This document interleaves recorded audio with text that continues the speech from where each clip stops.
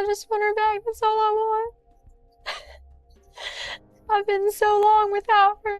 And I know a lot of people are like, oh, why didn't you report it missing earlier? Because my mom threatened me, and I just want her back. There are stories that make headlines, loud, tragic, impossible to ignore. And then, there are stories that slip under the radar, hidden behind soft smiles and silence. This is one of those stories. It begins in a quiet town in Tennessee, where a baby girl named Evelyn Mae Boswell came into the world on November 21st, 2018. She was born at a hospital in Bristol, Tennessee. Her mother, Megan Boswell, often called Maggie by those who knew her, was just 17 years old at the time. Megan herself came from a background filled with volatility and instability. Her childhood was shaped by conflict, chaos, and a deeply fractured home life. Megan was one of 4 children. Her parents, Angela and Tommy Boswell Sr., were frequently involved in violent arguments that sometimes spilled into public view. Angela was regularly in trouble with the law, cycling in and out of jail, and allegedly used drugs in front of her children. There were always new people, often with criminal records, around the house. The environment was unstable at best, dangerous at worst. One disturbing incident reported by deputies revealed how volatile things could become. According to police records, Angela allegedly stabbed Tommy Sr. in the neck with an ink pen during a domestic dispute. Their 14-year-old son, Tommy Jr., reportedly tried to intervene, leading to a struggle between mother and son. It wasn't until authorities arrived that the confrontation ended. Angela Boswell was only 16 when she gave birth to her first child with Tommy Sr., and while much attention has been focused on her, it's important to note that Tommy Sr. also had a history of arrests. Not long after their first child was born, he was charged with assault and later convicted of misdemeanor assault. The full details of those incidents remain unclear, but they reflect the broader pattern of dysfunction. Their relationship was a constant cycle, breakups followed by reconciliations. One year they would separate, and the next they'd be back together, repeating the same toxic patterns. And often these reunions brought new conflict. In one shocking case in 2012, Tommy Sr., Tommy Jr., and another unidentified man reportedly drove to a home where Angela was with another man named Brandon Yates. Brandon later told police that after opening the door to the group, he was threatened with a wooden club. As he tried to walk away down the driveway, he saw a gray Chevy truck, labeled Tommy's Paving, speeding toward him. He ran toward a nearby fence but was struck by the vehicle, thrown over the hood, and slammed into the pavement. After he hit the ground, the men surrounded him, allegedly punching and kicking him until he managed to break free and run to a neighbor's house for help. Detectives contacted Tommy Sr., who reportedly admitted, "Yeah, the 3 of us worked him over." Both Tommy Sr. and Tommy Jr., then 19, were arrested and booked for the assault. A year later, despite the violent past, Angela and Tommy Sr. were back together again, this time celebrating the birth of another child. But, as always, peace was temporary. They divorced in 2014, only to reunite once more in 2016 to welcome a 4th child, Charlotte. Their final separation came in 2018, the same year Megan was pregnant with Evelyn. This was the world Megan came from, unstable, fractured, and shaped by conflict. It was the world she knew as she prepared to become a mother herself. From the moment Evelyn was born, she had a presence. Bright blue eyes, blonde hair, and a smile that lit up her face. Her mother was young, but at first glance seemed devoted. The two lived in Blounteville, Tennessee, a small town with fewer than 4,000 residents. Evelyn's father, Ethan Perry, was not present at her birth. He had joined the military and was stationed in Louisiana when his daughter came into the world. During Evelyn's first year, many people orbited her life. Megan, Ethan's parents, the Boswell family, Megan's friends, and a handful of babysitters. Most early pictures of Evelyn show a healthy, happy baby. To those around her, it seemed she was cared for, loved. In September 2019, Megan posted about Evelyn on social media. Her daughter was 10 months old. In the post, she wrote, "I'm not the best mom in the world, but I try so hard for this little beauty. I can't even explain the love I feel for her, and I know she loves me too.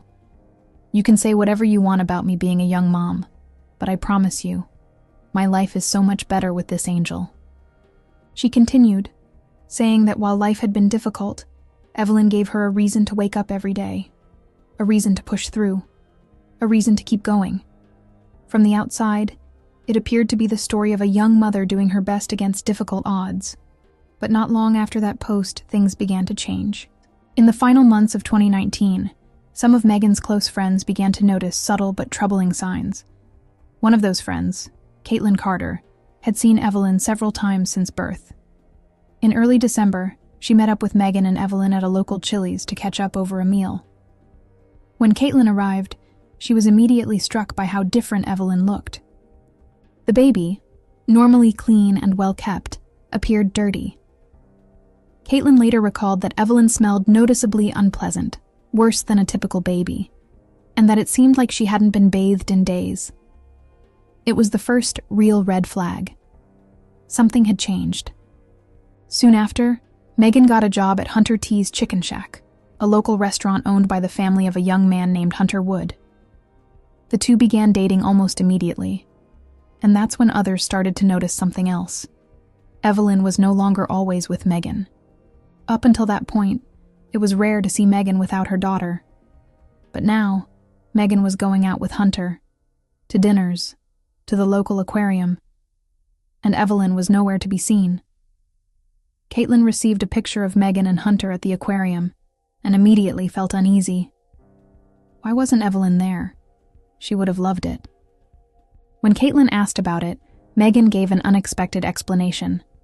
She said that Evelyn's father, Ethan, had seen photos of Evelyn with bruises on her forehead and had taken emergency custody.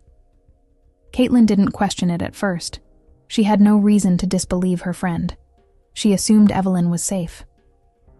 Later that month, Megan and Caitlin made plans to meet again at the Pinnacle, a shopping center in Bristol. Once again, Megan arrived alone. And Evelyn was still missing. While Megan and her friend were out together, her phone rang. It was her father, Tommy Boswell Sr., asking the same unavoidable question everyone had been asking. Where is Evelyn? And just like she told Caitlin, Megan repeated the same script without hesitation, claiming that Ethan, Evelyn's biological father, had emergency custody of the toddler. This time she added one more detail. She would be getting Evelyn back in early February. By late December, Megan had begun telling this same story to everyone. Friends, babysitters, cousins, grandparents. Ethan had her. She'd get her back soon. Everything was fine. Except no one had seen Evelyn. Not once. Not anywhere. This was only the opening layer of the long, collapsing lie Megan would maintain for months. Lies that kept everyone believing Evelyn was safe, when in reality, no one even knew if the child was alive. As 2020 began and February approached, the absence of Evelyn had become impossible to ignore. Family members grew increasingly alarmed. Megan continued insisting that everything was under control, repeating vague promises that she'll be back soon, but offering nothing real.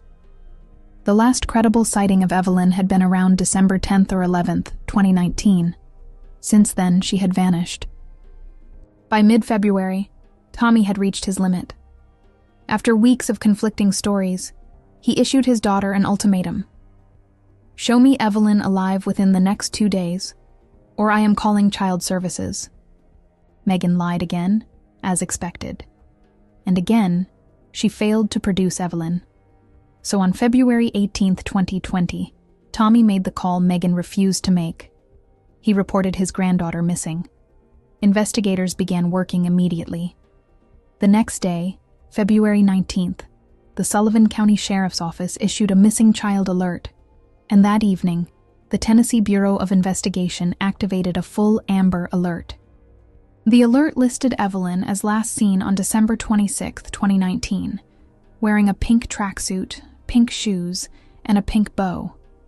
She was described as a blonde-haired, blue-eyed toddler, about 2 feet tall, weighing roughly 28 pounds. But the truth behind that alert was even darker. Evelyn hadn't been seen for nearly 2 months, and Megan hadn't reported it. Reporters soon confronted Megan. Her interviews aired on multiple networks. They asked why she waited so long, why she didn't call sooner.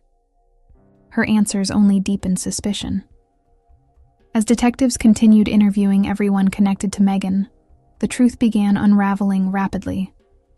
On February 20th, investigators spoke to Megan's boyfriend, Hunter Wood, who revealed something stunning.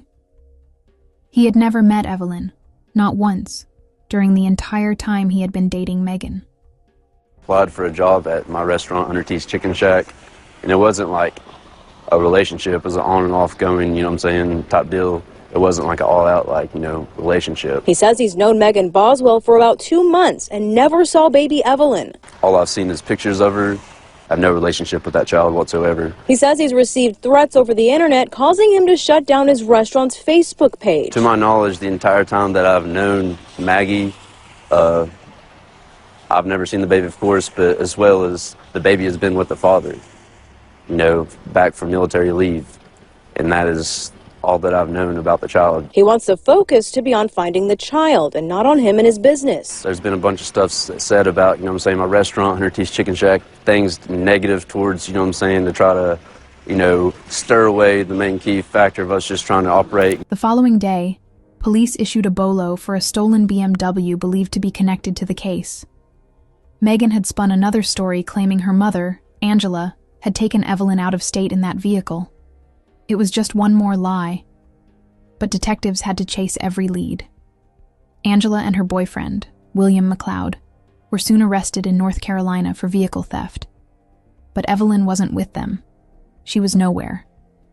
Angela Boswell and William McLeod were arrested last week after they were found allegedly driving a stolen BMW connected to the case. Bishop said McLeod claimed he and Boswell weren't aware the vehicle was stolen. Boswell and McLeod were arrested in Wilkes County, North Carolina. As detectives turned up the pressure, Megan's answers collapsed into chaos. Within hours, she delivered multiple contradictory explanations. Ethan has her. My mom took her to Virginia. I didn't report it because I was scared my mom might hurt her. I know where she might be, but I'm not sure. Nothing matched. Nothing made sense. Megan even appeared in a bizarre local news interview outside the police station, claiming she came to take a polygraph test, but was turned away because she was pregnant. Detectives later confirmed this was simply untrue. During formal interrogation, Megan unraveled completely. She dodged questions, changed timelines, blamed anyone available, Ethan, Angela, babysitters, even Ethan's parents. Detectives pressed harder. Why didn't you try to find your own daughter? Megan insisted she tried by leaving voicemail messages. She provided no proof of an actual search, no calls, no visits, no effort. Investigators challenged her repeatedly. Every answer shifted under the slightest pressure. One moment she claimed Evelyn was in Virginia. The next, she suggested Ethan had her. Moments later, she slipped into yet another invented explanation. Even her Facebook messages betrayed her, including one where she called her 13-month-old daughter mean as fastuadka. Finally, detectives brought in someone Megan couldn't deflect. Her father, Tommy. The tone changed instantly. Megan fidgeted, rambled, and contradicted herself. Tommy confronted her directly. "Since when does your mother have Evelyn? When exactly did Angela come get her?" Megan insisted Angela took Evelyn back in December, the last time Evelyn was seen. Tommy rejected the claim immediately. She does not have her. Authorities already knew Angela and William had been arrested in North Carolina without the child. Angela did not have Evelyn, and Megan's last excuse had fallen apart. Despite the absurd contradictions, the empty explanations, and the shifting blame, one thing remained painfully, terrifyingly clear. Evelyn wasn't with Ethan. She wasn't with Angela. She wasn't with any babysitter. She hadn't been seen in months. and investigators now understood that Megan's lies were not just misleading. They were hiding something horrific. Hello. I'm Steve Williams. Hold on just a second, okay? Don't go nowhere. I can't go nowhere.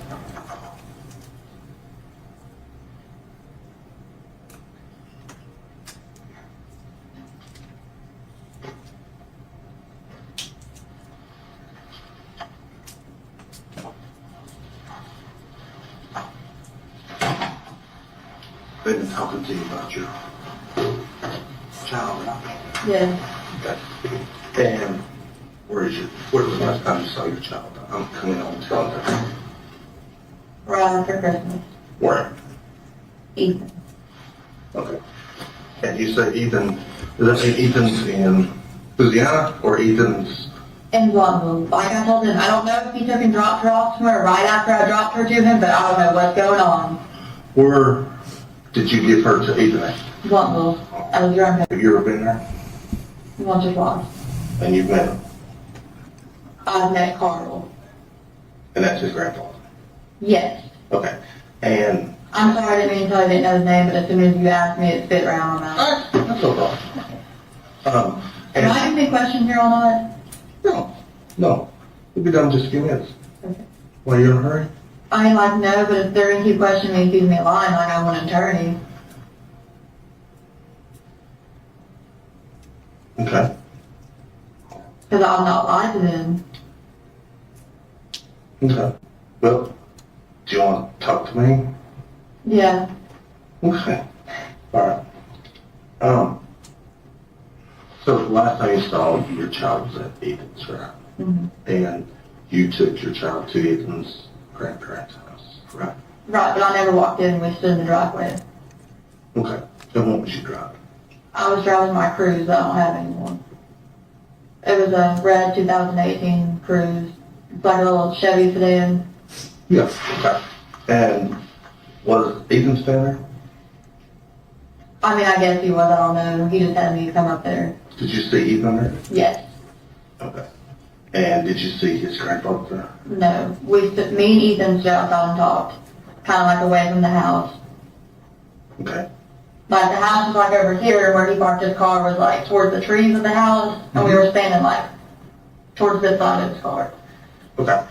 And you dropped Evelyn? Mm-hmm. And Put the car in his car and everything. what kind of car was he driving? A 2018 Nissan Versa. It's black. Okay.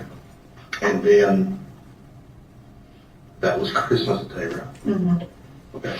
And then after Christmas Day, do you communicate with him again? He won't talk to me. But On New Year's Eve, and sort of on New Year's, I guess, me and him argue back and forth. on text message or, No, or actually? on the phone. Okay. So actually talking to Yes, each he other. would get mad and hang up, and then I'd call back, and he'd answer for a little bit, get mad and hang up, and then just quit answering. Did he say he had Evelyn then? Yes. And I left him tons of voicemails, and I was like, look, like, if you want me to leave where I'm at, like, I'll come spend New Year's with you and Evelyn, like, I just want us to be there as a family, you know what I mean? But like, I'll come to where you are. Where was he at then? I think he was at his friend's house. Who's his friend? I don't know, to be honest with you. Friend around here or friend? Friend around here. Okay. And then, did you ever call him and say, hey, where's Evelyn? It's been... I tried to call, and he won't answer. I would leave voice messages, he wouldn't call back. And honestly, like I was telling them, like I had Evelyn for like over a year, and he never checked on her, and I had to support her by myself. So when I got up here, I was like, you can take care of your daughter for a little bit. Not that I don't love my daughter, want to be with her, you know what I'm saying, but I was like, you don't help me at all. Like, I want you to see how it feels, no help. So he didn't help you financially or No. taking care of her? Because No. he was in the military. Yeah, like he would never even be like, hey, like, is she okay? Or like, try to check on her, help me at all. Does You know, he live in a house, dinner, I don't know. and you don't know where she's at? And the last time you saw her was Christmas. Right. Right. Have you went to his grandparents' house? Yeah, but nobody was there when I went. Okay. Have you called them and asked them where she's at? Okay. And what brought that you here today? I guess my dad called. So you still haven't heard from her and somebody's called about her, Yeah. right? And you have no idea where she's at?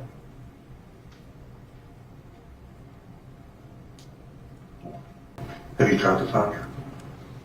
I mean, yeah, like I called, you won't answer me. I didn't know he went back to the Army till today.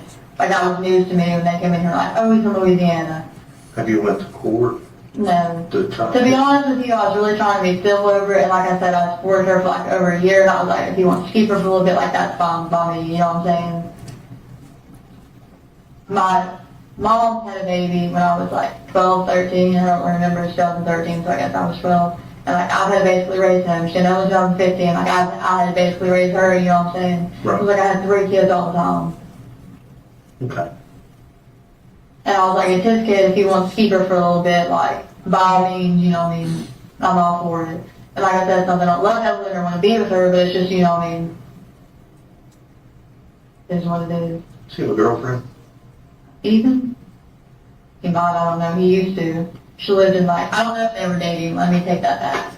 He was talking to her, but she lived in like really sketchy apartments in Kingsville. Like the government housing one.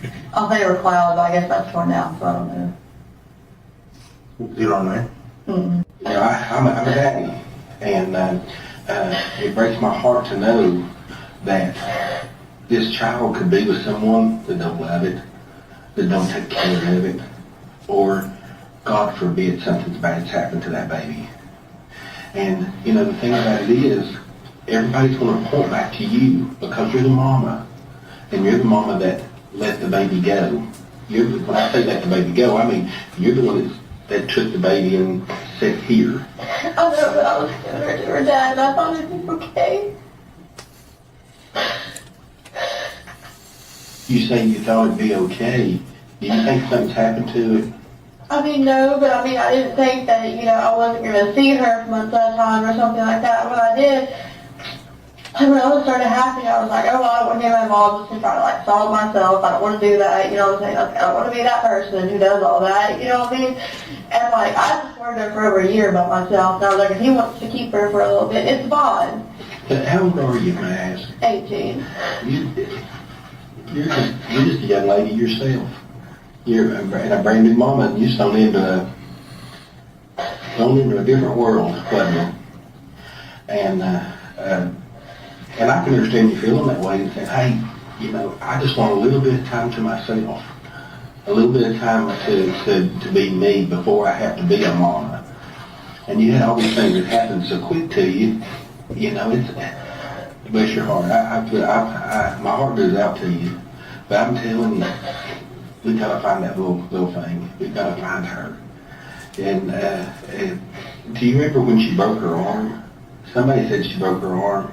I don't know if she actually broke her arm or not. I just know it was bruised. I never saw it, so I don't know. You never saw the bruise? No. Did this happen after you had gave her to you? Okay. But did you have a strained relationship with your mother growing up? I mean, was it difficult? I mean, like, I was more with my grandparents and then, like, So your grandparents raised you? yeah. Mama didn't care much about you, or Mama was strung out on drugs? So, Right? yeah. I mean, I can imagine having to live in a home where my mom don't know where I'm at half the time, or how she can't function because she's so screwed up all the time. You know, jacked up on meth, or she on meth, is that her drug of choice? Her and my dad used to do coke. Cocaine? Yeah. Yeah. I mean, that's tough for a kid growing up in an environment like that. I get it. So I guess since I got older, like, me and Mom talk, like, every day. Like, we'll take spouts where we don't talk for a little bit, but, like, since me and her started, like, really talking again, like, I talk to her every day. Except for yesterday. Exactly, that's what I'm saying. What's the deal? Yesterday she dropped me off and she was like, well, you didn't go to talk to these people, I don't want to be involved in it, blah, blah, blah. And I was like, okay, that's fine, you know, I'm taking me up there. I was like, you just pull over and I'll have them come get She me. doesn't want to be involved in it. That's what she said. Why would she say that? I mean, Why would she be involved in it in the first place?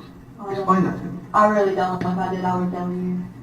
And I asked Dad if he talked to her at first. He's like, well, I'm not telling you if I have or haven't. He's like, why do you want to know? And I was like, we're trying to find her. He's like, well, no, I haven't. Yeah, we're trying to find her. I mean, like I told you last night, we've got, I'd say there's 80 people right now, probably more than that, across the state of Tennessee that are doing nothing but looking for this job. Nothing. That's it. Okay? There's probably 50 of them up here right now. And like I told you before, last night, you know, there's got to be more. I mean, you're not a dumbass. I know this. Yeah. And I'm not a dumbass. And I've been 100% honest with you. I mean, I'm not gonna lie to you. I'm not gonna, I told you, you yell, scream, jump up, down, beat the table. But there's got to be more to this story. Well, Mom used to tell me that she was talking to Ethan about it. When? Whenever her and I first started talking again, so it was kind of like a little bit after January. Your mother told you that she was talking to Ethan about Evelyn. She did. And how was she doing that? On the phone. She never specified. Okay. Do you think she was calling them, talking to them like we are, or texting them, Facebook message, what? She said on the phone. Okay. I don't know if that means text or You, call. you assume it to be phone calls? Yeah. But that's just my assumption. Right. Could be other ways.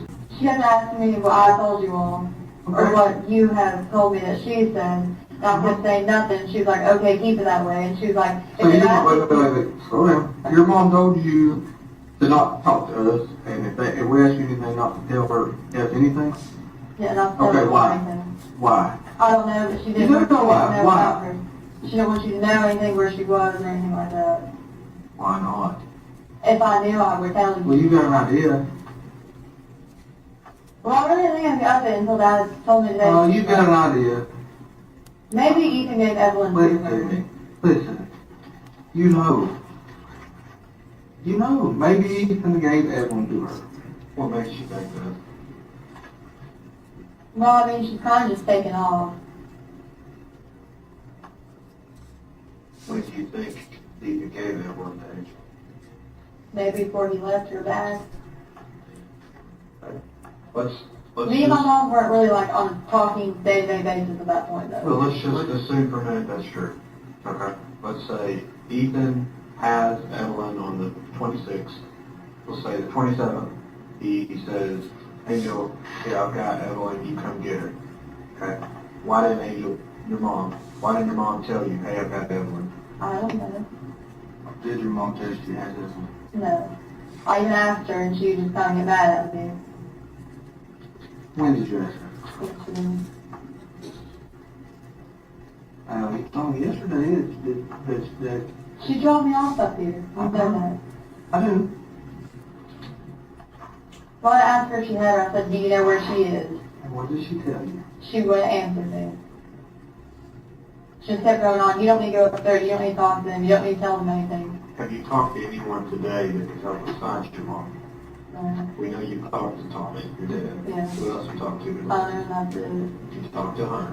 When did you talk to Hunter? A little bit before I came up here. What did you talk about?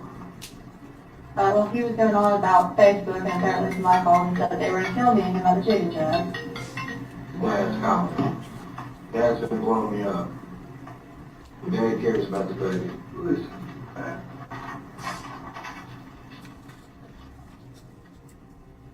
Hear what you said just a minute ago. Maybe Ethan gave Evelyn to Angel. What you just said. Maybe. No. It's not how you, that's what you said, but it's how you said it. Okay? I don't know for Listen to sure. me. Listen. I'm going to be honest with you, okay? Let me talk. Okay. I've been doing this a long time. I've talked to a lot of people. They're sitting right there in the same position you are. I know when you're not being 100% honest. Just like I knew yesterday when I told you that you didn't run out of gas and walk down the road. Mom dropped you off. I knew that. I know you told me one thing, but I knew something else. Okay, well, I'm going to be honest with you, okay? I don't know for sure, but that's just my gut feeling at this one. Did you call anybody today to try to find Evelyn? I've tried to call my mom on every number that I have for her, and she's not answered. Okay. I have 3 numbers for her. Of all the people in the world, of all the things you could be doing to find Evelyn, you keep calling your mom. Why? Because I think she knows something. I don't know for sure. I'm not going to lie to you. Because don't be like, you're not being 100% honest with me. I am. First time I've heard that. I've talked to you now for coming up on 5 hours.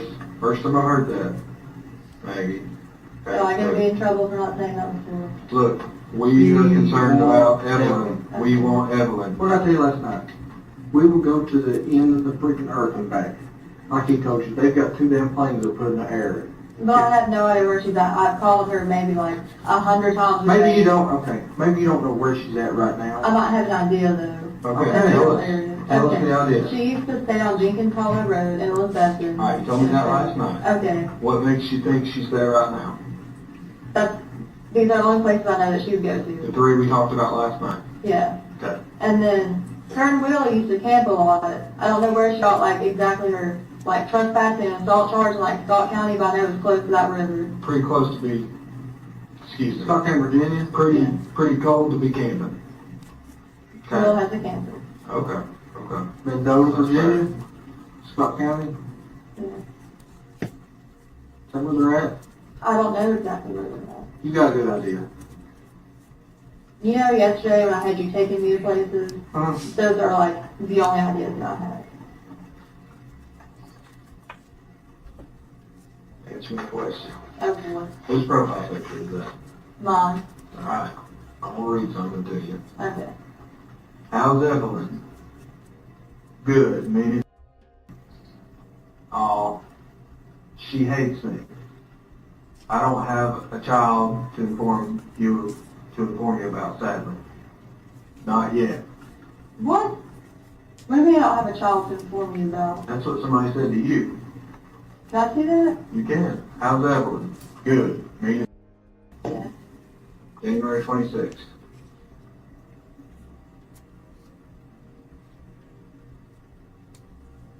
Okay, what's your point? Tell me about it. I didn't want to tell anybody I didn't know where she was at. So instead of saying, I don't know where she is, you just say that she's mean. Excuse me. Okay? That's new information. Last night, she was the sweetest baby to ever grace this earth. Now she's mean. That's what you said. You said She's a sweet baby. she's a sweet baby, she never cried, was never a problem. Easy Always to take held care her. of. Now she's mean as and you need a break. Tell us about it. I just know anybody know that I didn't have her. Okay. So I'm making excuses why I didn't have her. Why not? Because I feel like it made me look like a bad mom. So you think she's okay? You think Evelyn's okay? I hope she is. That's not okay. I don't think mom would do anything to hurt her. I think she's okay, yes, but I just don't know where she's at.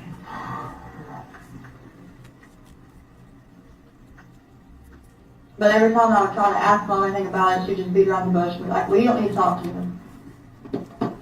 Was that yesterday or the day before? Whenever she dropped me off. Days are running together now, right? Oh, But they offer me. Whenever she dropped me off. I get it. Okay. Okay. Think, instead of your mom, I'm writing down Angel. It's easier for me. Thinks Angel knows something. That transforms into thinks Angel has Evelyn. You're not out here calling Ethan saying, where's my baby? Because last night that was the story. I think Ethan has him. Okay. You say Ethan had Evelyn on December 26th. Okay. It's time for us to lay it all out there. We know that's not true. Okay. Ethan didn't have her on Christmas. We know that's not true. Okay. Are you tracking me? Okay, if I tell you what happened, am I going to get in trouble for not telling you the first time? For Jesus. What did I tell you last night? We want to know where Evelyn is. We are concerned about Evelyn's health. Okay? Will be. But put that last night's 3.5 hours in the past. Okay? Okay. Talk about right here, right now. Tell us where Evelyn is. Okay, mom came and got her from my trailer. When? I was working and mom came over to my trailer to babysit. When? I don't know an exact, it was, Today? Yesterday? no, it 3 was days like ago? a week or so after I started work, because I had nobody else to watch When it. did you start work? The 2nd. Of December? Yeah. The 2nd of December? Yeah. Okay, 12/2. Angel got Evelyn. No, it was a week after that. It Okay. was my second week of work, I'm sorry. Around 12/7. Yeah. Okay. What happens next? Well, she stayed at my trailer for a little bit. And Who she stayed at your trailer? Mom. At the trailer at Buffalo Road? Yeah. Okay, I don't know I told you this. I was at that trailer last night, okay? Yeah. I looked in it, I looked around it, I looked everywhere for Evelyn. I looked in the shed, okay? I know where that trailer is. Okay. Evelyn was in that trailer the first week of December. Yes. What happens next? Okay. Mom got mad at me and she left. And she took Evelyn with her. With your permission? No. Okay. When was this? Same day? No, it was a couple days after. She stayed with me for maybe like 3-4 days. So what day are we talking about? The 10th, 11th, 12th December, something like that? When is the last time you saw Evelyn alive? Whenever Mom left with her. When? Back in December? Okay. Who has seen Evelyn alive since then? Just Mom. So, what do you think happened? I don't know if she's up in Virginia or somebody. Mom knows because she used to like stay up there or something. Why would she take her from you and not give her back? I don't know.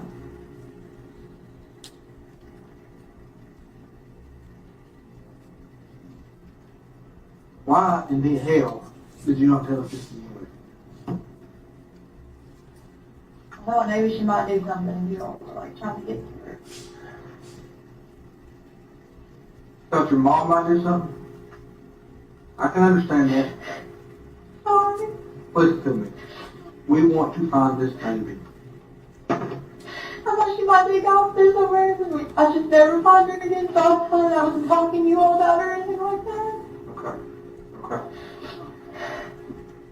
Maggie, how can we find Evelyn? I don't know where she's at. I tried to call her yesterday. You know, I tried to call her all day yesterday. We went to exit 7, tried to find her, couldn't find her.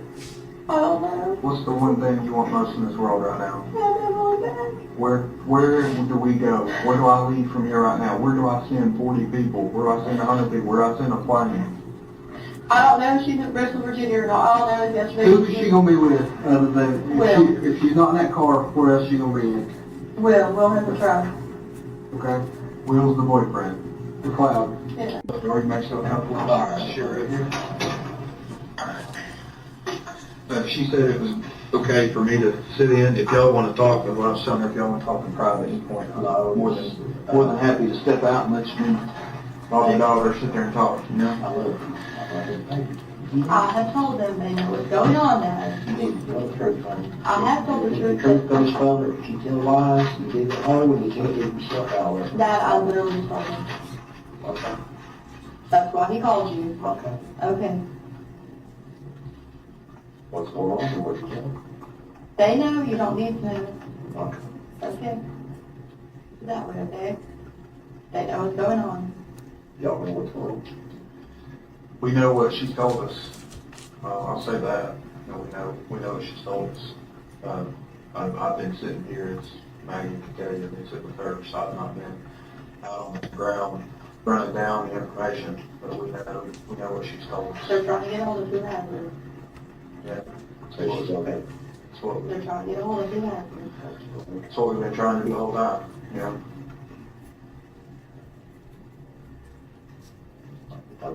One night on you listen to the phone, it's like, that's going on, I got you, and they's gonna thank you for not going to school. So I don't know, she's a mom, I said, it's fine, I'll be back here, so I said, you need to school next month. You didn't come back, because I told you, I said, come back, I said, you need school, I said, get it for the 4 days, and I said, hey, if you don't show up for 4, they're gonna take you. You need to start listening to me, I'm ready to get your I did listen to you and I talked to them. I'm not doing nothing against you, I'm not against you. Never been against you. And you tell them the truth, and Evelyn's all right, and things. I have, they're trying to find And her. you passed the lie detector test, I'll hop the car for a lawyer for you. They're trying to find her. Is that your mother's voice? What? Wherever she's at or whatever? Maybe. I didn't hear what you asked, I asked her if that's your mom was doing, where the baby's at or whatever. doings, yeah. They're trying to find I'm mom. country boy, I speak. They're trying to find mom. She's taking off. I told them everywhere she could possibly be with Evelyn. I've given them every phone number I have for her. They're trying to find her. Your mom's got Evelyn here, so. No, she don't.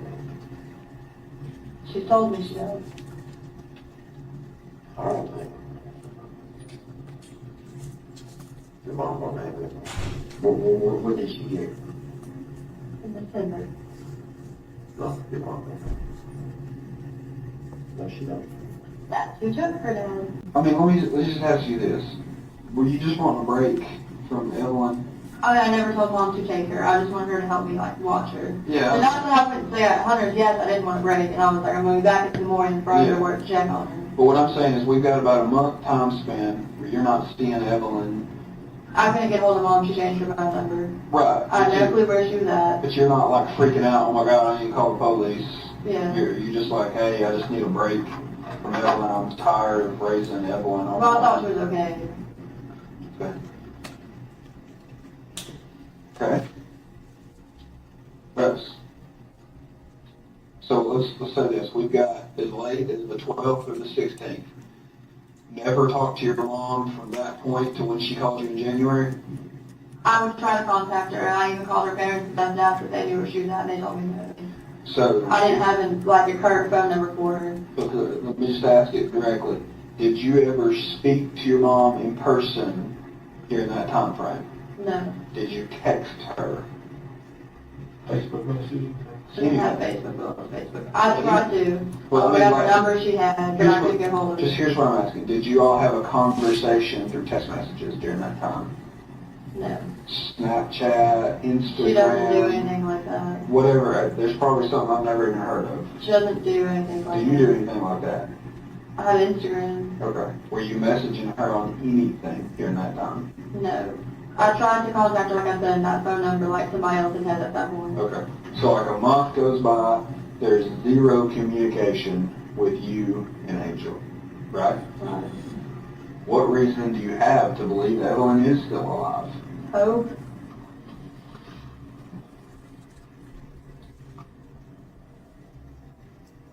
Okay.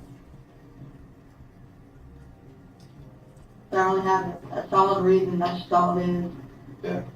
Evelyn is 16 months. Right. 15. Sorry. 15.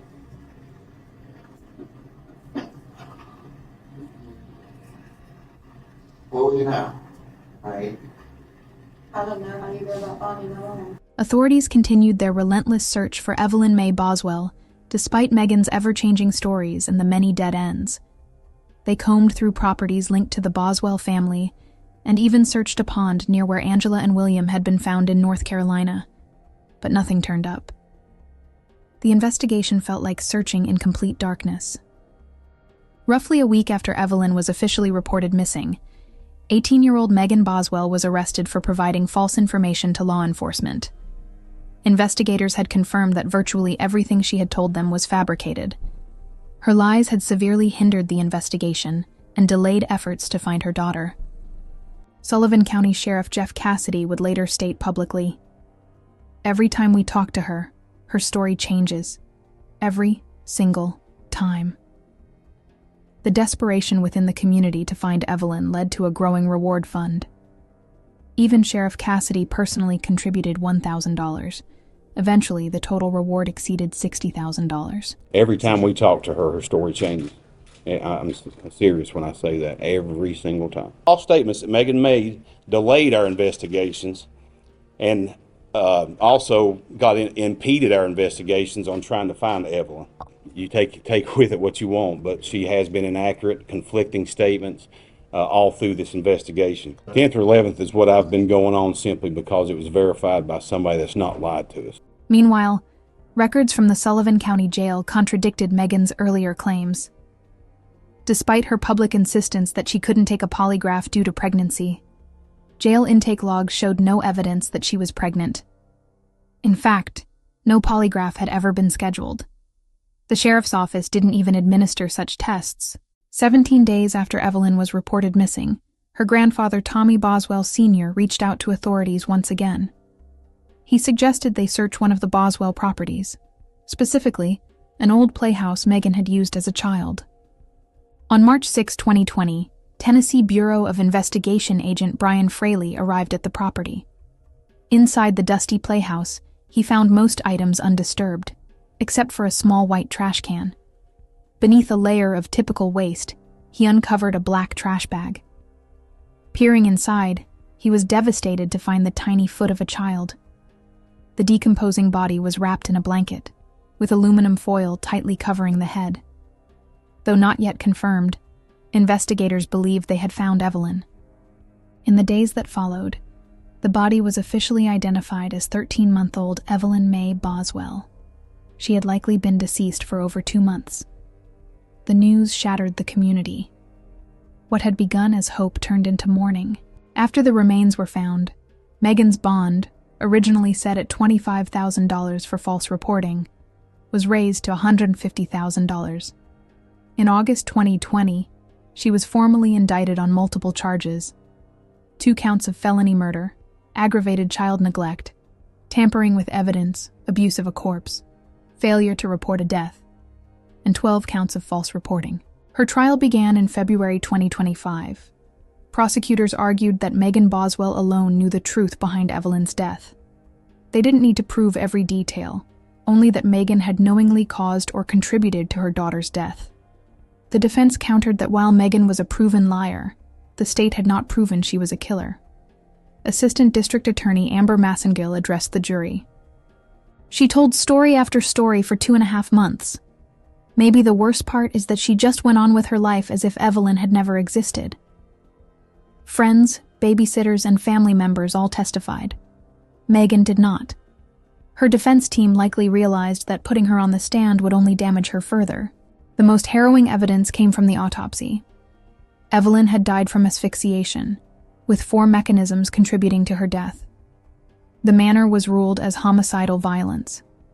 Prosecutors also presented the clothes Evelyn had been found in, the foil that had been wrapped around her head, and the blanket her body was discovered in. After only a few hours of deliberation, the jury found Megan Boswell guilty of first-degree murder and multiple related charges.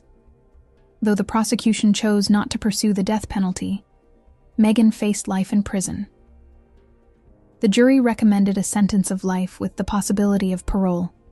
Her formal sentencing was scheduled for May 22, 2025.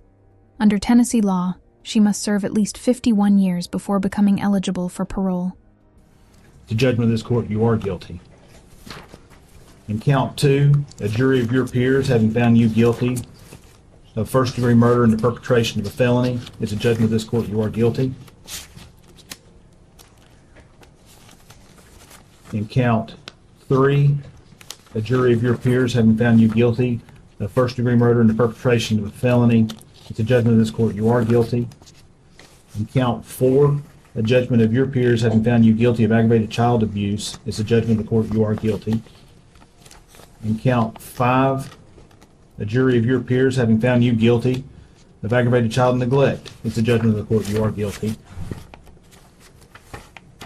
In count 6, the jury of your peers having found you guilty of tampering with evidence, it's a judgment of the court, you are guilty. In count 7, a jury of your peers having found you guilty of false report, it's a judgment of the court, you are guilty. In count 8, a jury of your peers having found you guilty of false report, it's a judgment of the court, you are guilty. In count 9, a jury of your peers having found you guilty of false report, it's a judgment of the court, you are guilty. In count 10, a jury of your peers having found you guilty of false report, it's a judgment of the court, you are guilty. In count 11, a jury of your peers having found you guilty of false report, it's a judgment of the court, you are guilty. In count 12, a jury of your peers having found you guilty of false report, it's a judgment of the court, you are guilty. Count 13, a jury of your peers having found you guilty of false report, it's a judgment of the court, you are guilty. Count 14, a jury of your peers having found you guilty of false report, it's a judgment of the court, you are guilty. In count 15, a jury of your peers having found you guilty of false report, it's a judgment of the court, you are guilty. In count 16, a jury of your peers having found you guilty of false report, it's a judgment of the court, you are guilty. In count 17, a jury of your peers having found you guilty of false report, it's a judgment of the court, you are guilty. In count 19, a jury of your peers having found you guilty of abuse of a corpse, it's a judgment of the court, you are guilty. And in count 20, a jury of your peers having found you guilty of failure to report a death under suspicious, unusual, or unnatural circumstances, it's a judgment of the court you are guilty. In counts 4 through 20, the jury did not assess a fine, so there'll be no fine assessed in those counts. Now we'll be in recess about 15 minutes. Thank you. Did your trip there at Pigeon Forge, did Megan have Evelyn with her at the time? No, sir. Did that seem unusual to you? Yes, I asked her Okay. You asked her what? where Evelyn's at. Okay. Did she tell you? Said that Ethan had her. Okay. Do you know who Ethan was? Yeah, I met Ethan. He's a nice young man. I thought a lot of Ethan. Okay. And who did you think Ethan was at that time? Or who did she say Ethan was? Well, they used to date. Okay. But she said Ethan was the father. Okay. And he wanted to see Evelyn. He'd been in the Army. So I said, I'm going to stand back. If he's going to man up and want to see his child, I'm going to let him see her for a while. And then after a while, I said, enough's enough. It's my turn. Okay. So at that time, when you went on this trip, she told you Evelyn's with Ethan. Yes. Did you see Megan after Christmas? Here's our very rarely. I'm sorry. Could you Just repeat what you here's our not that much. Here, there. Okay. Did you see Evelyn? No, last time I seen Evelyn was on Thanksgiving. Did you ever, in those times that you saw Megan after Christmas, did you ever ask her, hey? Yes, I asked her numerous times. Okay. And what did she tell you? She kept coming up with different stories and different lies. Okay. Well, what was she telling you?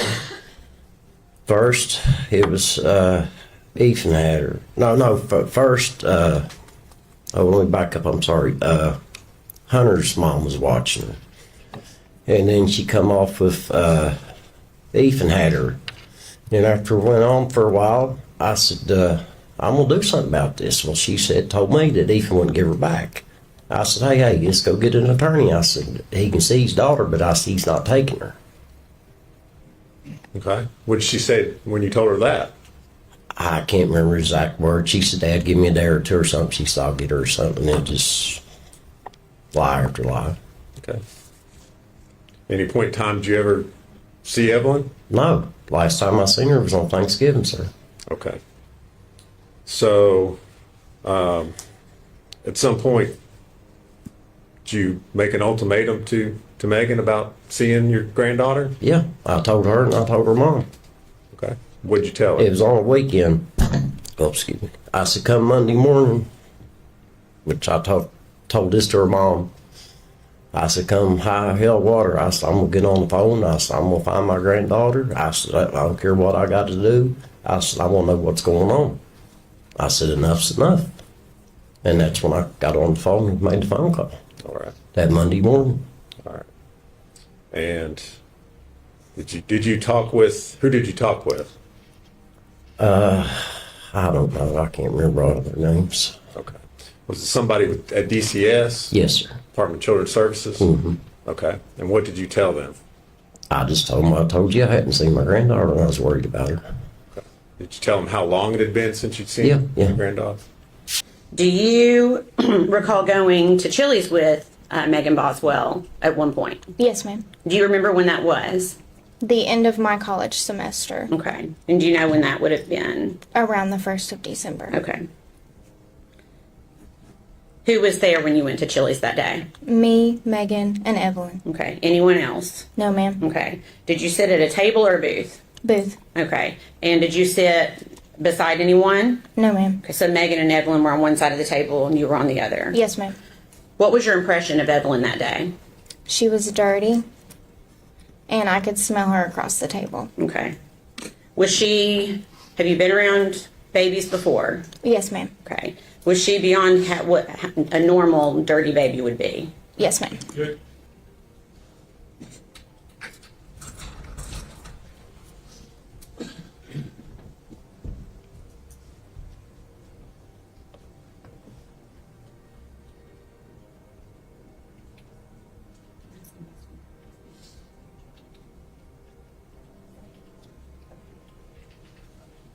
Sustain.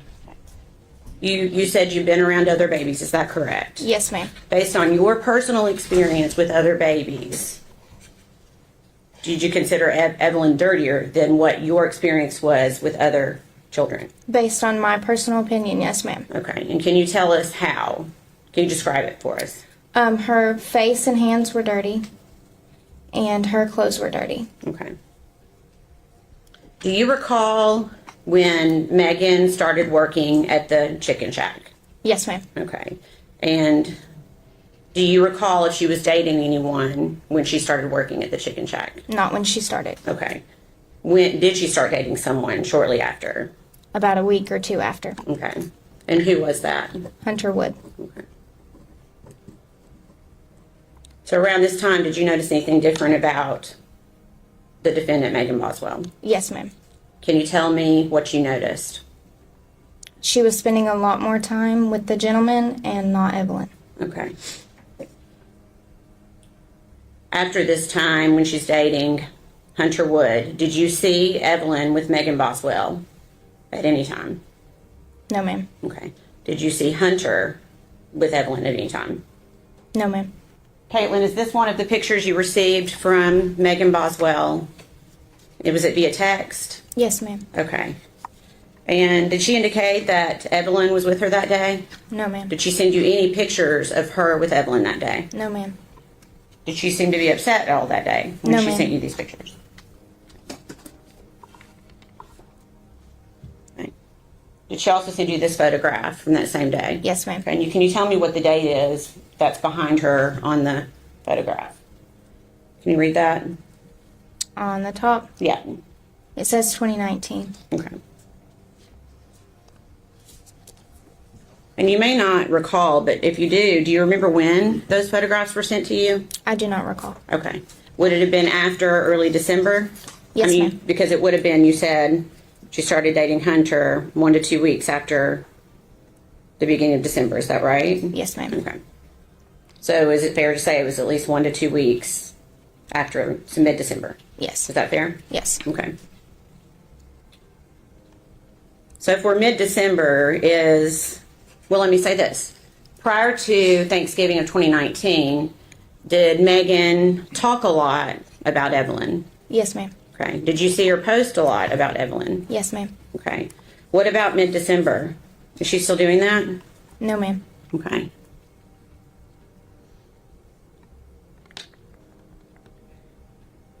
At some point, did you ask her where Evelyn was?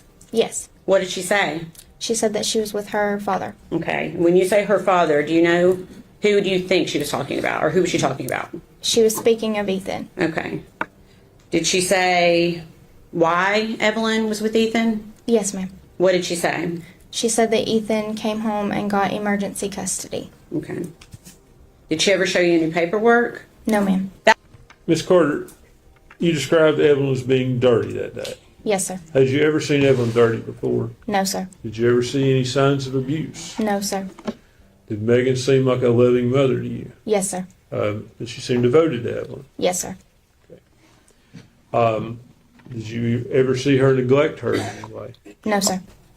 You said you babysat her last of November to early December. Yes. So this would have been taken around that time. Yes. Is that right? Okay. And does Evelyn to you appear healthy here? Pardon? Was she healthy? Oh, yes. Okay. And was she walking? Yes. Okay.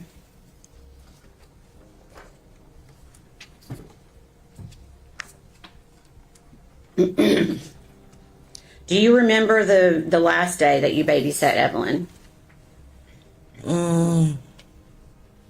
Pretty much. Okay. Do you remember what time Megan picked Evelyn up that day? It was late that night, say maybe 10:30. Okay. And you may not recall, but do you recall the date? I'm not sure. Okay. Did Megan indicate that she needed you to babysit again after that day? No, she said that she wouldn't need me no more. Okay. And did she tell you that when she picked Evelyn up, or did she tell you that later? She told me later. Okay. So when she picked her up, did you think you were going to be babysitting again? Yes. Okay. When did you learn you wouldn't be? Maybe a couple days later, she got to where she wasn't bringing her. She just wasn't bringing her? No. Okay.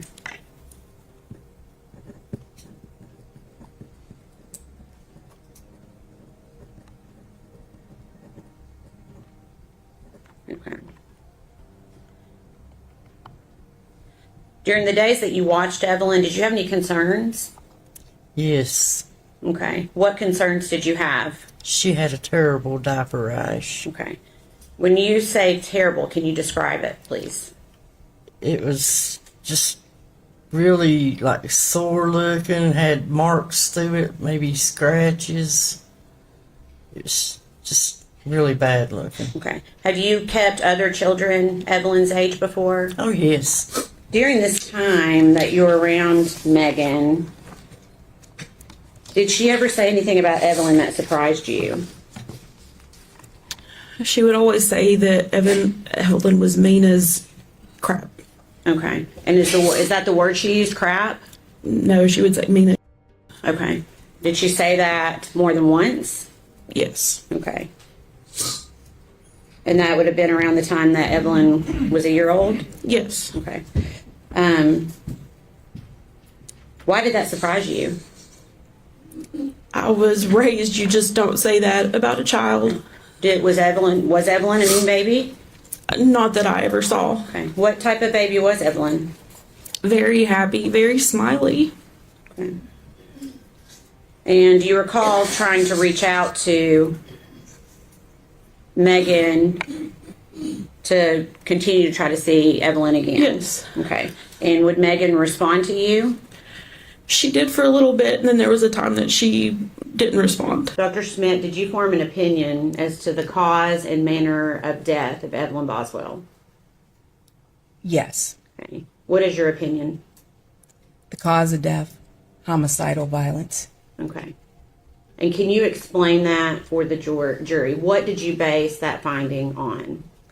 I based it on the autopsy findings, the investigative summary, the investigators that went to the scene, and law enforcement investigation.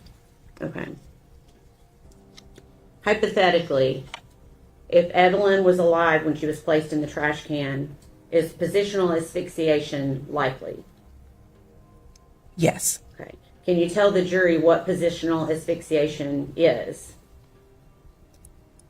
It's your body's in a position that compromises your breathing.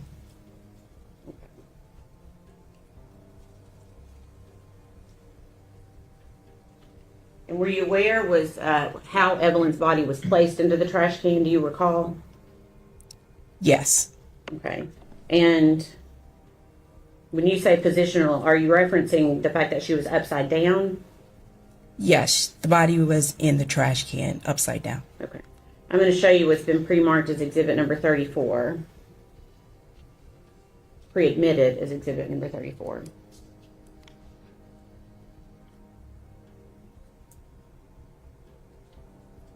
Okay.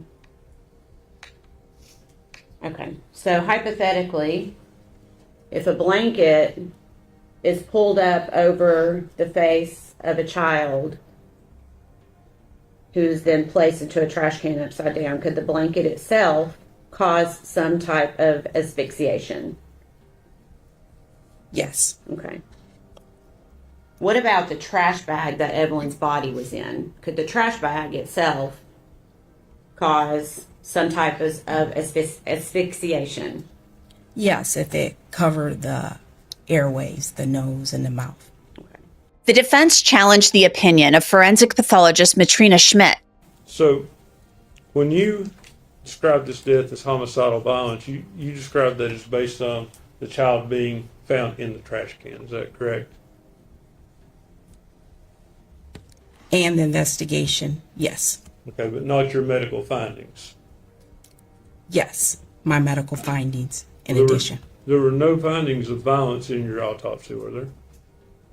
Yes, the decedent was found upside down in the trash can. Okay. Were there any broken bones? No. Okay. At this point, soft tissue it was hard to determine any kind of damage to soft tissue. Is that fair? That's correct. Okay. So there were no medical findings of violence in your report, was there? Yes. The decedent was found upside down in a trash can. I'm sorry. I'm asking.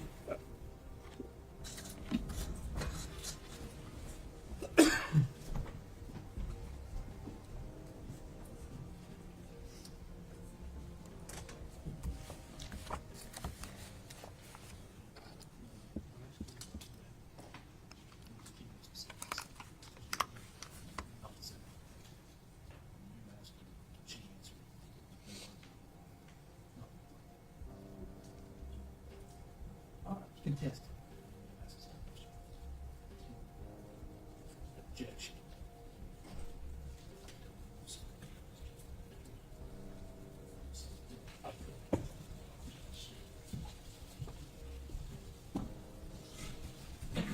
Doctor, let's make sure we're on the same page. I'm asking about medical causes that you would find in the autopsy. Now, being placed in a trash can, are you describing that as a medical cause? No. So medical causes that, and medical diagnosis that you have, there is no medical issue showing this is a homicidal violence, is there? No.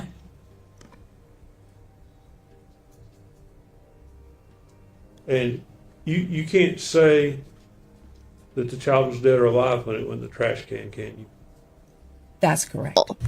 Ladies and gentlemen, though I may not agree with your verdict, I respect your verdict, I respect you. And I thank you for your time, and I have one more thing to ask you. You have to make a decision now, and that decision is it's going to mean the difference. If you sentence Megan Boswell to life in prison, she'll be released when she is probably 69 years old. It'll be 8. She's been in jail. You probably realize she has been in jail since she was 18 years old. She went to jail February the 25th of 2020, and she hasn't been released. So with that said, if you give her a life sentence, it would be 51 years. That's what I'm asking you to do. If you give her a life without sentence, she will never be released from prison. That's the difference. So it would be the difference between her being released at what I believe would be 69 to 70 years old or never being released. Let's talk about Megan's life growing up. Would it be fair to say that during her lifetime she's witnessed drug use between you and her father? Yes. What type of drugs? Opiates, mainly. Scoot up and speak into that so the jury can hear you. Opiates, mainly. Did that drug use lead to other problems? Yeah. Arguments, fighting, yes. Okay. You say there Strife. Strife is what it brings, yes. Non-stop.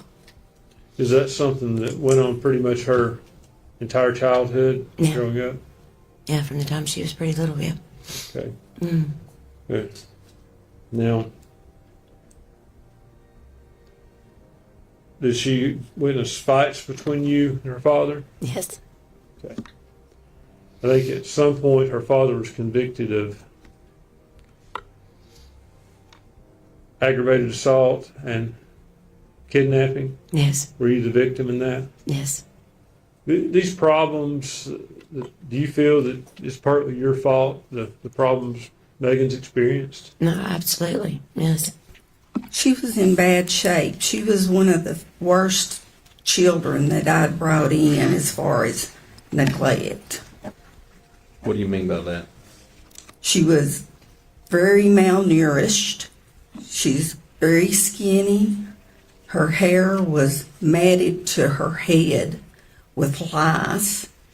Impossible to even get a comb through. Okay. Well, when she came to you, were you given any background? I imagine in foster care you're given background or information of where this child is coming from. Were you giving any of that? I was. And what were you preparing for? In the intake papers, it mentioned trauma. In it mentioned rape. Did it give you any background or any information about her family background or makeup?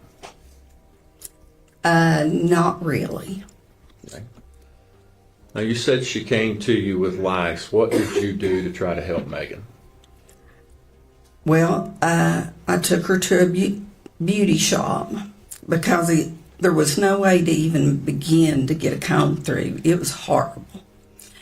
The beauty shop wouldn't touch it. They told me I offered to pay him $100 to go out back to cut her hair. And they said that they couldn't do it.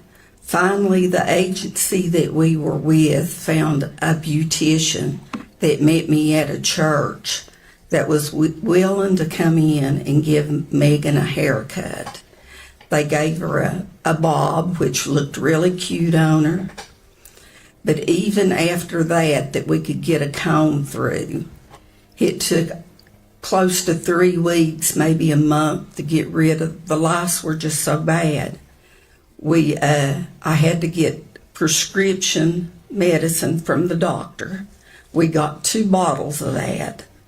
I bought the comb that you run through that's supposed to kill the lice. And I know I practically traumatized the poor child because we'd go out on the porch and I'd run that comb through trying to make sure we got all the lice, and she'd sit there and tears would run down her hair. She got tired of me. It wasn't a pleasant situation. And then Throughout the investigation, additional revelations emerged. For most of the case, Ethan Perry was believed to be Evelyn's biological father. But a DNA test later confirmed he was not. Megan had lied about his paternity, and he had been manipulated and blamed by her for months.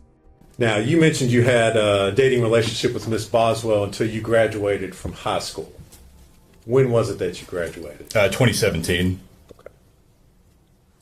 And would that have been, what month did you graduate? May, and I believe it was May 21st. Okay. So end of May? Yeah. All right. What did you do after you graduated from high school? I joined the Army. Okay.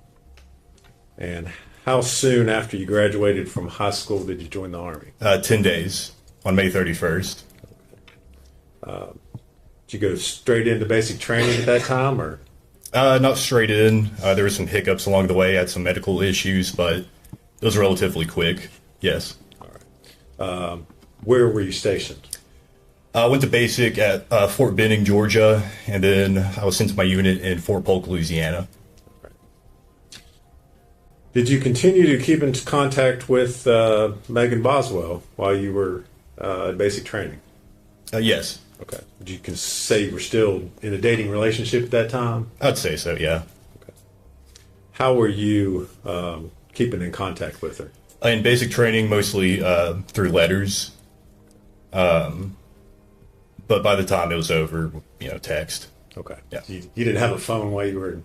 It was like once a month we got our phone, but it was only for like 30 minutes. I can't really remember any conversations that we had specifically. Okay. But you were still continuing to communicate with her the old-fashioned way by writing letters. Correct. Okay. So as your time in the Army continued, did you continue to have a relationship with Miss Boswell? Yes. Okay. And at some point in time, did you come back home to Tennessee? Yes. And when was that? Probably the first time would have been in probably the winter of 2017. Okay. For Christmas. Okay, that's what I was going to ask. Yeah. All right. So you had leave. You came home at Christmas time. Is that right? Correct. All right. Where did you stay when you came back? With Carl and Sherry Perry. All right. Did you have contact with Miss Boswell while you were here? Can't remember for sure, but I'm sure. Yeah. Okay. Y'all were still in a relationship. Is that fair statement? Sure. Okay. Well, if it's not, tell me. I mean, I wouldn't call it a healthy relationship, but a relationship, yeah. All right. You saw her while you were here in Tennessee? Yeah. Okay. Now, at some time in 2018, did you learn that she was pregnant? Yes. And when was that? I would have probably around March or April. Okay. Did the two of you have any discussion about who the father of the child was? Yes. Okay. And what was that discussion? Well, it was more of whenever she announced that she was pregnant, it seemed pretty delayed. You know, it seemed like she would have known sooner. Well, you know, the time that I was in. But, yeah. Okay. Well, let me ask it this way. Was there discussion made about the fact that you were the father of the child? There was, yeah. Okay. And did you assume that you were the father of the child?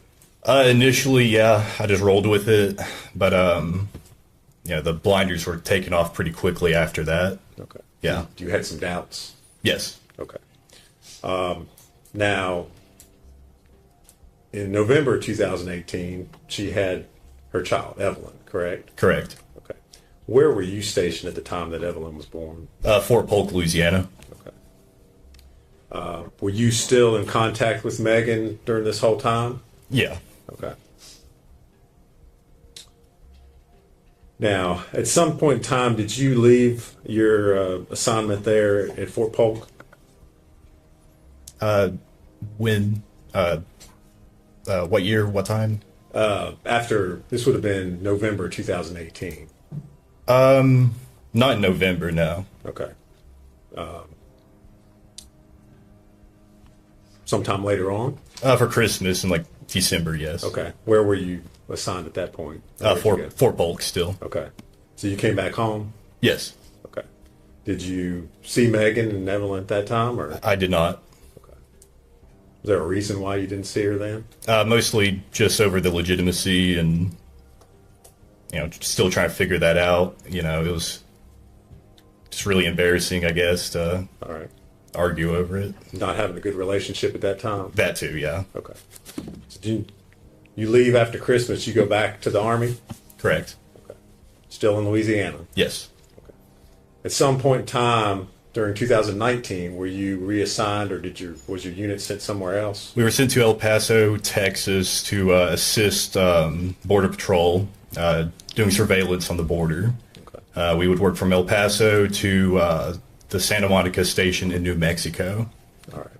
Do you remember when in 2019 that would have been?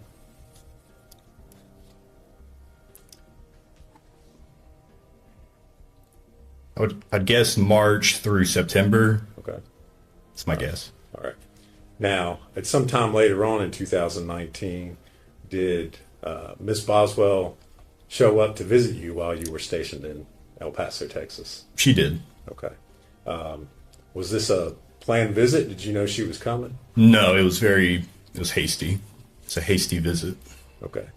Well, if you would kind of tell us how that happened, or how it was that she ended up showing up down there. Well, the conversation started with her wanting me to take leave to go up to come back up here to Blountville. And I told her, no, you know, we have a mission here in El Paso. I can't just get up and leave, you know.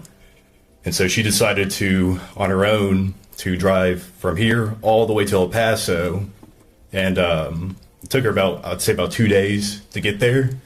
And all of a sudden, one morning while because we were staying in hotels, we weren't on a base or anything. I just get a picture from her. She was parked outside of the hotel and just took a picture of the hotel. So, yeah. You knew at that point she was in Texas? Yeah, it was pretty obvious at that point. Okay. So, what did you do? Well, I mean, part of me just wanted to turn them away, but the other half was like, well, came all the way out here, may as well just stay. So I advised them to stay on the eastern end of El Paso because the western end is a little dangerous. And so, and then from there, we spent about 3 or 4 days together. Okay. So did you take some time off of your work assignment there and go spend time with Megan and Evelyn? Not officially, but yeah. Okay. What did you all do?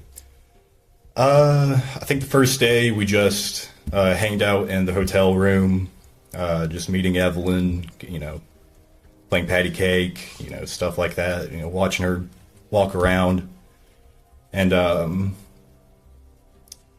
it was mostly that. We went to the El Paso Zoo. That was I think the second to last day. And then on the last day, we mostly just hanged out in the hotel. The last day, the last thing we did was we went to an IHOP. All right. And that was the last time I physically saw Evelyn. Okay.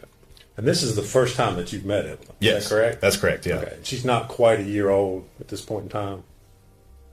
I'm not sure. Okay. Was she walking or toddling or anything? She was, toddling, just, stumbling over herself. And Okay. Yeah. All right. So at the end of the 3 days, you go back to doing your Army thing. Is that right? Okay. Where did Megan go? I believe she came back here to Bluntville. All right.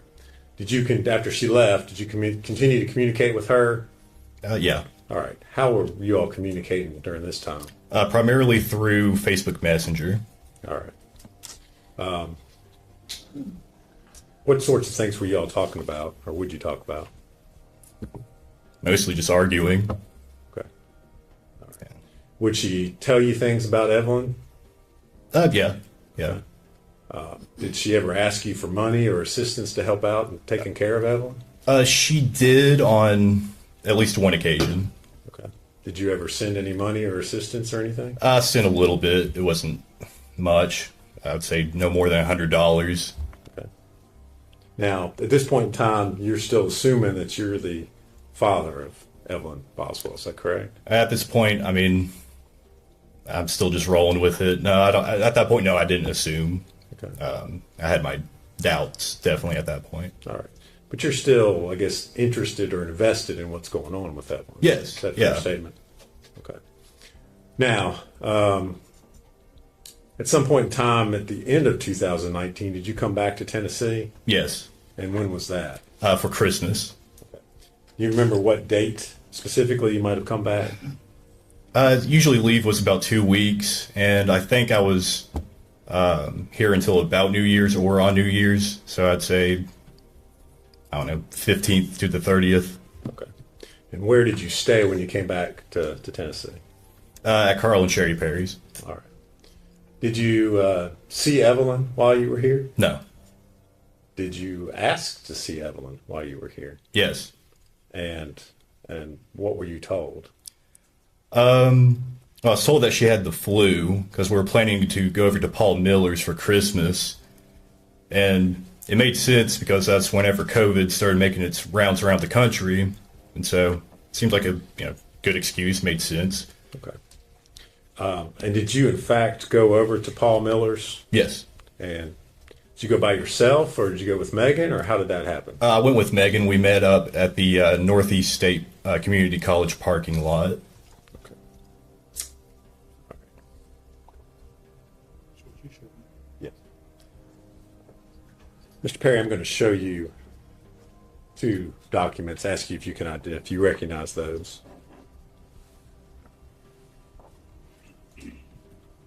Yeah.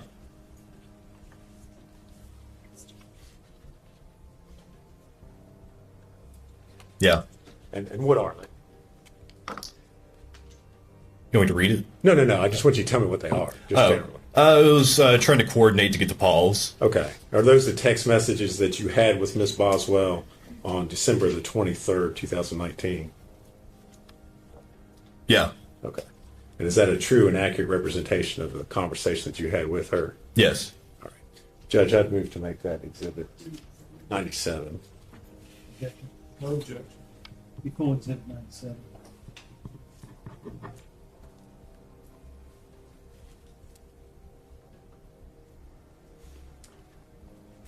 Asked to publish those to the jury.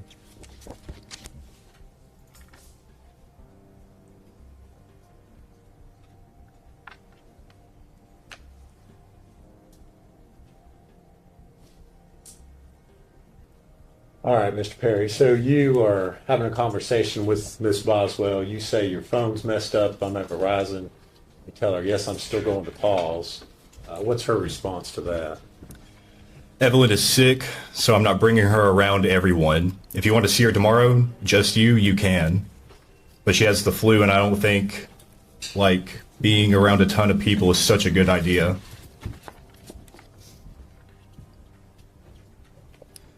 I took her to the doctor. They gave her some medicine.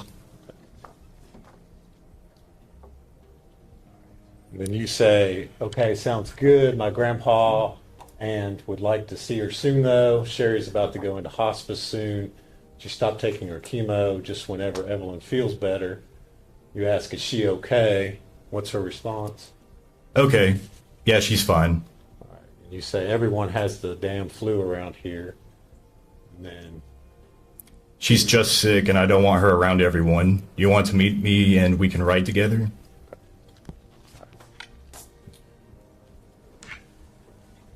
And did you all, in fact, meet up and go over to Paul Miller's? Yes. All right. And did Megan have Evelyn with her? No.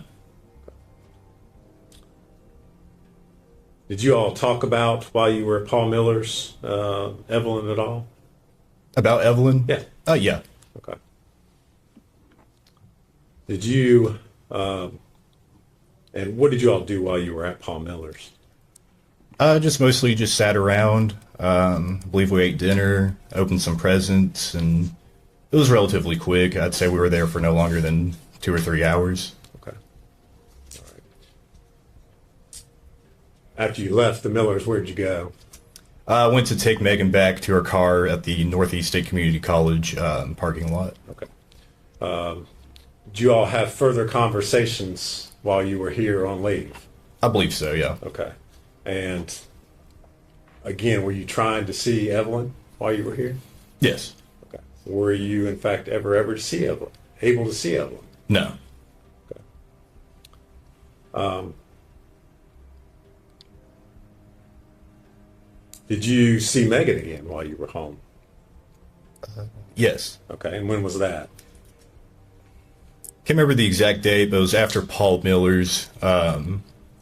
Sherry and my grandfather Carl bought her some gifts, Evelyn some gifts, some baby food, and little stuff like that. So I asked Megan to come over to my place and just pick them up. Okay. And you indicated you were staying there with Carl and Sherry Perry. Is that correct? Correct. And did Megan come to their house? She did. All right.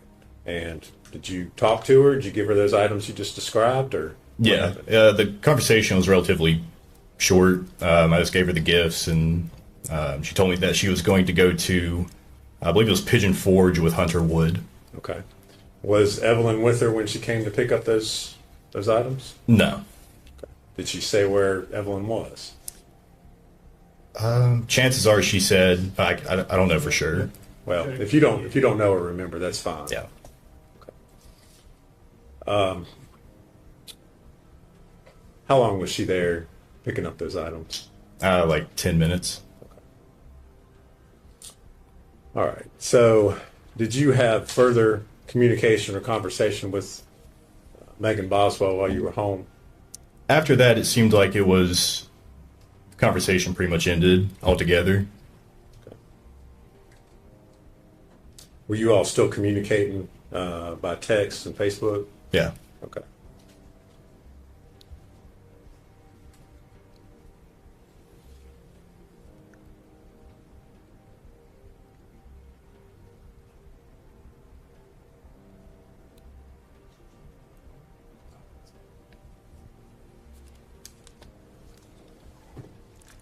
Mr. Perry, I'm going to hand you another document, ask you if you recognize that.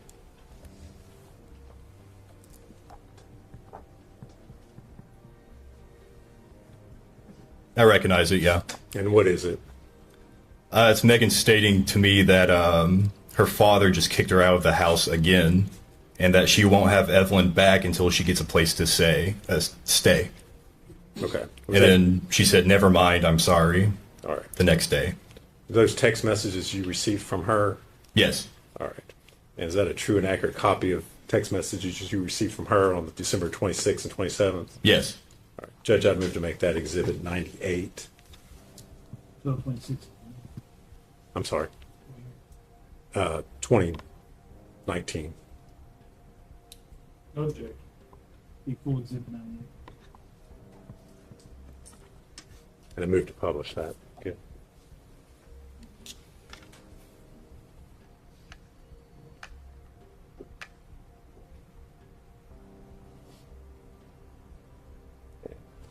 Mr. Perry, she sent those messages to you. You did not respond to them. That'd be correct. Correct. Okay.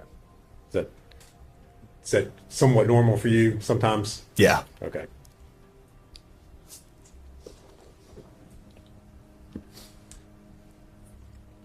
Now, you said you were on leave from the Army over Christmas there in 2019. First part of January, did you return to your duties with the U.S. Army? Correct. And where were you all stationed at that time? Fort Polk, Louisiana. All right. Did you continue to communicate and receive communications from Miss Boswell after you returned to Fort Polk? It was pretty rare, but yes. Okay. And specifically, do you remember getting a message from Miss Rachel Owens? Yes. And without telling us what she said, did you, as a result of what you were told, communicate with Miss Boswell? Yes. Okay.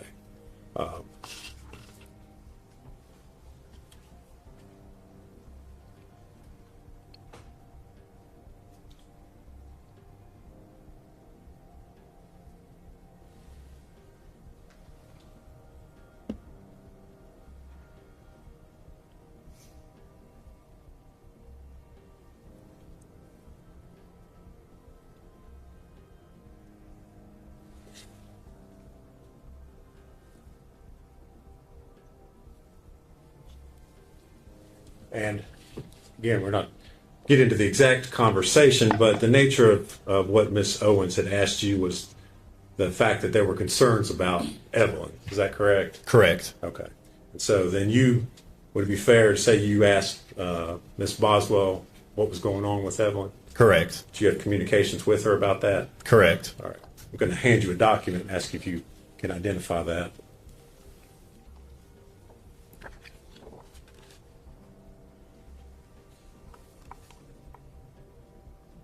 Yeah, I recognize it. And what is it, sir? It's her stating that just to ignore. Hold on. Don't read it Sorry, yet. No, sorry. you're fine. Just is that, and I'll lead you a little bit. Is that the text conversation that you sent to Miss Boswell after you had the communications with Miss Owens? Yes, this is her response. Okay. Yes. And is that a true and accurate depiction of the messages that you sent her? Correct. All right, Judge, I moved to make that exhibit 99. Full exhibit 99. And I believe the date on that's January 19th, 2020.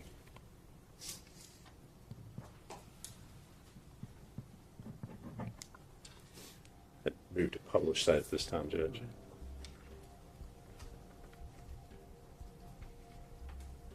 Okay, so you've messaged Ms. Boswell about the fact that you have concerns. Ms. Owens has expressed concerns about Evelyn, and her response is just ignore her. I've not talked to anyone in my family in weeks. Literally, I've cut all ties with them. That's why she's not seen her. She and Dad cussed me out.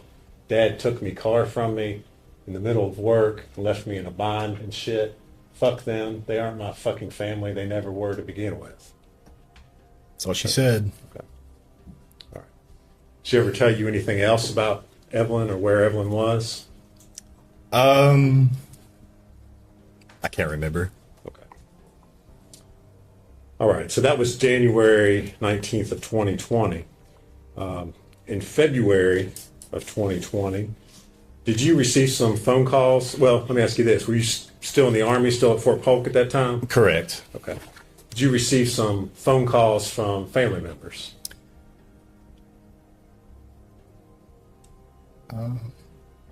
I can't remember. Okay. Did you receive some phone calls by the Department of Children's Services here in Tennessee? Yes. That surprised you? Yes. Okay. I did. All right. And without saying what they said, why were they contacting you? For the whereabouts of Evelyn. All right. Did that surprise you? Yes. And why was that? Because, well, they were I didn't have Evelyn, and that's what they were asking. If I had her, if I seen her, or the last place that, where do I think where she would be, stuff like that. All right. Were you then contacted by investigators with the U.S. Army? Yes, I was contacted by the Central Investigation Division, Okay. CID. And kind of tell us what happened with all that. Well, initially, I got my officer of my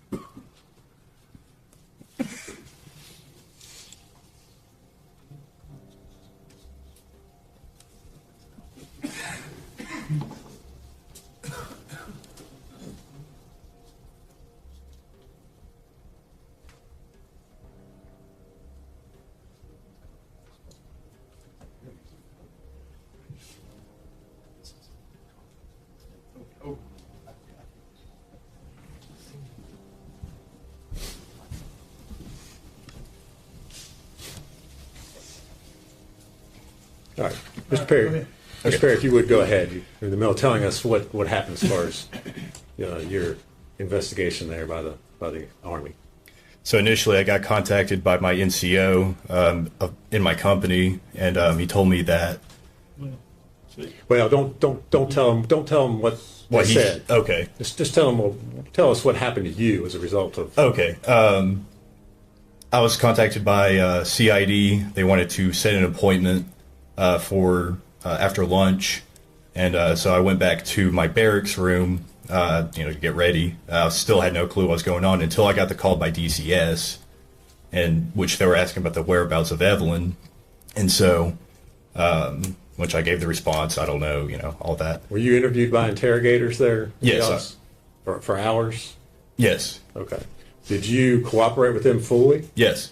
Did you allow them to search your cell phone? Yeah, search my cell phone, take DNA, search my barracks, and search my car. Okay. So investigators searched the barracks looking for Evelyn? Correct. In Fort Polk, Louisiana? Correct. Okay. Was Evelyn there with you at your Army base there in Louisiana? No. Has she ever been there? No. With you? No. Okay. Did you cooperate fully with law enforcement in providing consent to search, provide DNA, anything else that was needed? Absolutely. Everything that I could. Okay. The only time you ever saw, when was the only time you ever saw Evelyn? Was in El Paso. Okay. That one time when Megan showed up? Yeah, just out of the blue. All right. Did you cooperate with law enforcement in determining the paternity of Evelyn Boswell? Yes. All right. Were you the biological father? No. Okay. All right. So the one and only time you see Evelyn is in 2019 before you came home for Christmas. Is that right? Correct. Okay.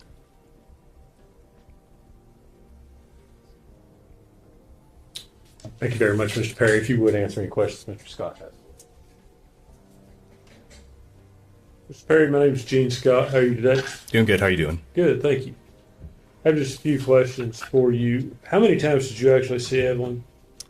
Well, I saw her in El Paso through a span of 3 or 4 days. Okay. Was that it? Yes. Okay. And you said Megan just showed up at your hotel while you were staying there with the Army? Correct. Sent you a picture? Yes. You told her where you were staying? Correct. Okay, so that's how she would know to find you there. Right. And what did you all do over those 3 days you spent there? Majority of the time was spent in the motel or hotel, whichever it was. And then we went out to eat. I think we just went out to pick up food. We went to the zoo, and we went to IHOP. Did Evelyn appear healthy to you? Yeah. No signs of abuse or neglect? I wouldn't say abuse. I mean, I saw like a small bruise on her arm or her leg, but she was starting to learning to walk, so I just assumed that's what that was. Likely a child fall down before you walk. Right. Kind of thing. Yeah. Megan engaged with her? I mean, did she talk to her, appear to love her to you? Repeat that. Did she appear to love the child, Evelyn? If you know. I don't know. Okay. Was she normal? She clean when she brought her there? Yes. Yeah. Okay. No issues with that? No. No neglect issues that you saw? No. Okay. That's all the questions I have for you. Thank you. Another figure in the story, Hunter Wood, Megan's former boyfriend, faced his own collapse. He was later arrested for a DUI crash and checked himself into a mental health facility. While some speculated about his involvement, no evidence linked him to Evelyn's death. As for Evelyn's age, while many reports listed her as 15 months old, she was born on November 21st, 2018, and disappeared in December 2019, making her approximately 13 months old at the time of her death. Evelyn's short life ended in unimaginable tragedy, but her memory was not forgotten. After her remains were discovered, the community gathered in mourning. A memorial blossomed around a tree near where she was found. Flowers, toys, notes, and stuffed animals were placed with care. One by one, cars arrived, then dozens, then hundreds. People prayed, cried, remembered her laugh, her love for sweet potatoes, her joy during bath time, her happy dance to Baby Shark, and above all else, they remembered her spirit. Evelyn May Boswell, loved by many, failed by the one person who should have protected her most, will never be forgotten.